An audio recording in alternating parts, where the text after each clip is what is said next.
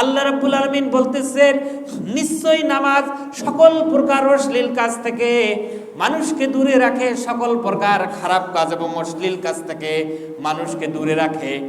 আর নামাজ যদি আপনাকে অশ্লীল কাজ থেকে দূরে রাখতে না পারে, আপনি কিসের নামাজ পড়েন? যেই নামাজ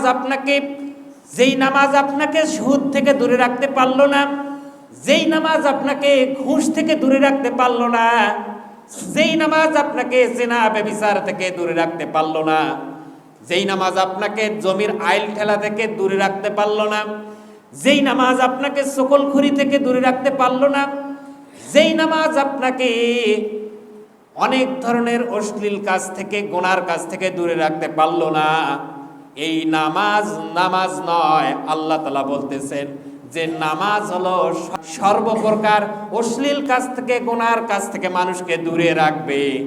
আর যে ব্যক্তি নামাজও পড়ে অশ্লীল কাজ করে, নামাজও পড়ে গুনার কাজ করে, আর ওই ব্যক্তির নামাজ হয় না। ওই নামাজ সর্বপ্রকার অশ্লীল কাজ থেকে দূরে রাখে।